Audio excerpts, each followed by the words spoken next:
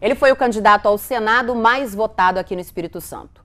Eleito com mais de 1.100.000 votos, Fabiano Contarato desbancou nomes tradicionais da nossa política e é com ele que eu converso agora.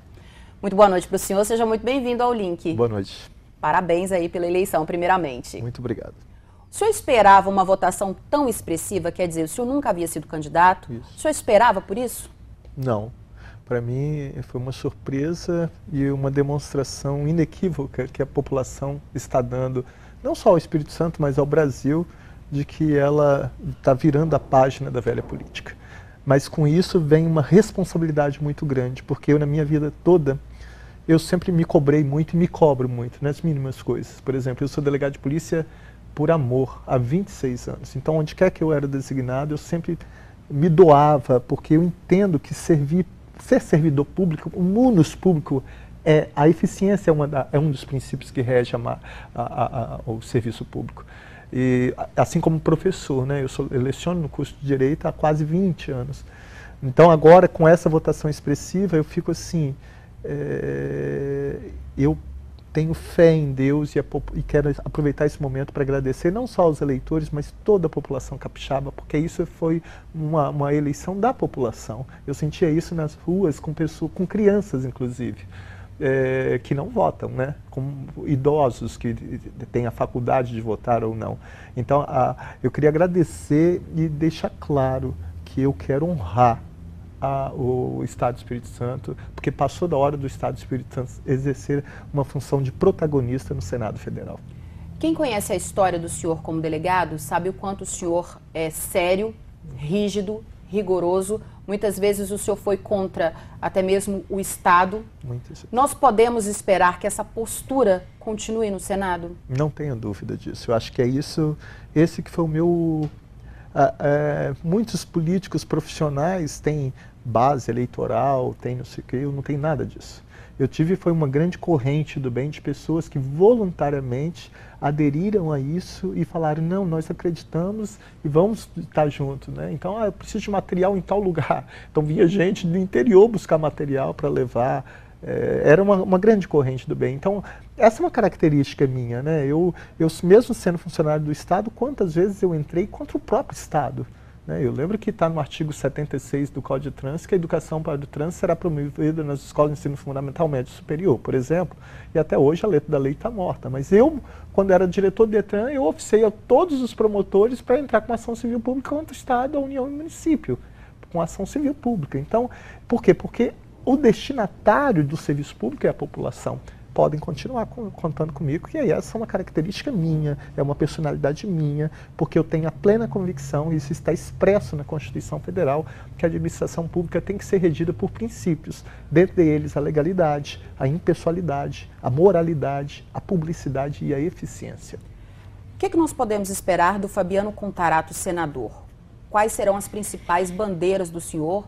Quais serão as principais lutas do senhor? Bom, primeiro naquilo que for mais... Eu vou dar um exemplo micro para depois uma coisa macro. Micro, quando chegar ao Senado, eu sou radicalmente contra privilégios. Sabe como? Eu amo, como eu disse, eu amo ser delegado e ser professor. Essa é a minha profissão. Eu não sou político. E por isso que eu sou contra um mandato de 8 anos para senador. Eu acho que é muito tempo. Eu sou contra a reeleição para o mesmo cargo, porque eu acho que você passa a profissionalizar, e eu acho que numa democracia você tem que ter essa rotatividade para oxigenar, porque quem ganha com isso é a sociedade. Então, a partir do momento que você fica 8 mandatos no mesmo cargo, eu não acho isso positivo numa democracia. Estou falando isso com toda força da minha alma. Então, imediatamente, chegando ao Senado, por exemplo, eu tomei conhecimento que parece que existe plano de saúde vitalício para toda a família de um senador. Vitalício. Gente, eu não conseguiria olhar para o meu filho de 4 anos, ou para a população. Eu visitei bairros carentes, a população está sem vez, sem voz, sem dignidade, sem nada. A população não tem saúde, a população não tem educação, a população não tem ruas pavimentadas, não tem iluminação pública, não tem segurança. Eu não conseguiria olhar para essas pessoas que me abordaram com tanto carinho nas ruas e falar para ela que depois de 8 anos eu vou ter, meu filho, minha família vai ter plano de saúde a vida toda, o melhor plano de saúde. Não, isso não tem como. Então, aquilo que for possível, eu já de imediato renunciar por ato unilateral meu, pode ter certeza que isso eu vou fazer. Agora, não só isso. Isso eu faço da minha parte, mas eu vou provocar para que isso seja estendido para todos, porque isso é um ato de violência contra a população brasileira.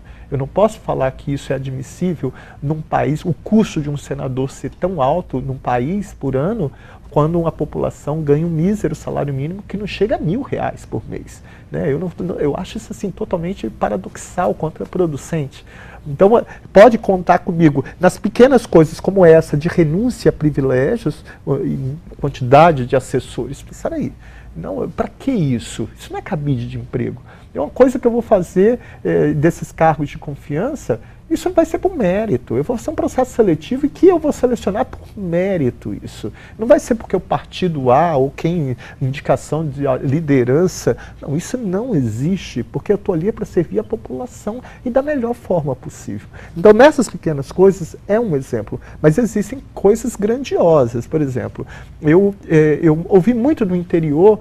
E aí vai um recado para os municípios do interior. É muito comum eu ouvir assim, o político ele se elege e some do interior. Não, o mandato ele tem que ser participativo. Eu quero fazer uma agenda permanente, dialogando com o município, com a Câmara dos Vereadores, com o prefeito municipal, com as comunidades, com as lideranças daquela comunidade, para ouvir a população, porque é representante da população. E essa coisa de emenda parlamentar só para levar verba, isso não é muito saudável, porque parece que você está negociando aquilo. Você me perdoe, é uma visão que eu tenho preliminar. O que tem que ser feito é fortalecer a receita desses municípios. E tem como, porque isso já está na Constituição.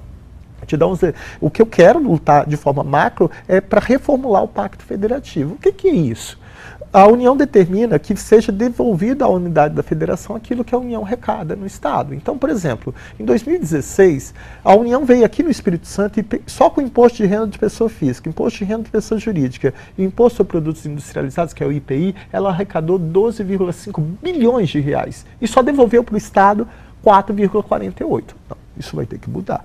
Ou eles devolvem totalmente, ou vai ter que aumentar esse percentual. Aumentando esse percentual, você tem como mandar para para Dores do Rio Preto, para Piacá, para Montanha, Mucurici, Mantenópolis, Cachoeiro, Itapemirim, não importa, e fortalecer, que aí sim eles vão estar próximos e o gestor ali vai poder fornecer aquilo que já é uma garantia constitucional. Porque todo discurso de político a minha prioridade é saúde, educação e segurança. Cara, com todo respeito, isso é uma falta de respeito com o eleitor, com a população, porque isso já é garantia constitucional. É obrigação.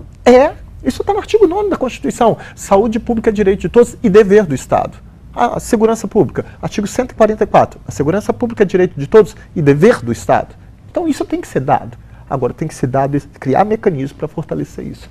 Pode contar, tanto nas pequenas coisas como nas grandes coisas. Claro que você tem... Eu quero dar não só aumentar penamento para motorista, mas corrigir uma injustiça. Sim, seria inclusive a minha próxima pergunta, né? Porque Perfeito. Quem conhece a trajetória do senhor sabe o quanto o senhor luta pelas questões da punição dos crimes de trânsito. Perfeito. E o senhor pretende ser incisivo nessa questão? Porque eu veja bem, eu já não era mais delegado, eu como corregedor, quando eu vi que iam fazer uma alteração recente no Código de Trânsito, eu liguei até para relator e depois até lá para a presidência da República, para não humildemente tentar impedir a alteração, porque hoje está assim, eles fizeram uma alteração beneficiando o motorista. Em que sentido?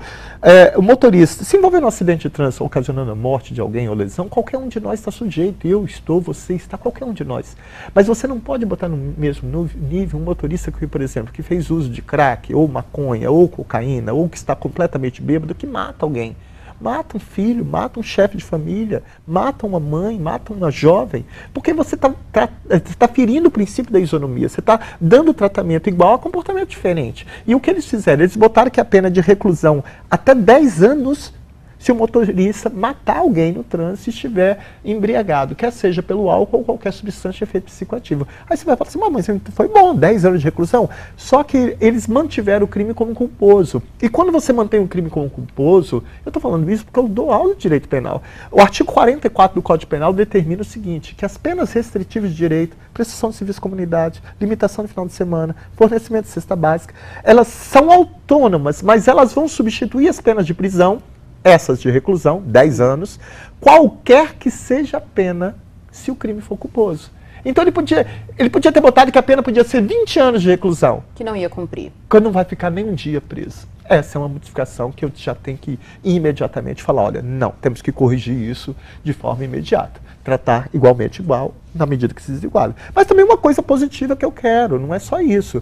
O Estado não pode só fortalecer, a União não pode só fortalecer a indústria de multas. Nós temos que presentear, até mesmo para preservar a vida humana, os bons motoristas. Reconhecer os bons motoristas. Justo. Então, por exemplo, eu pretendo naquilo, o IPI, que é no imposto sobre produtos industrializados, no caso da aquisição de veículos novos, como já existe um incentivo para portadores de necessidades especiais, um desconto, você presentear os bons motoristas. Vamos fazer uma isenção ou uma redução sensível do IPI para quem, por exemplo, nos 5 últimos anos não tiver cometido nenhuma transgressão do sistema viário.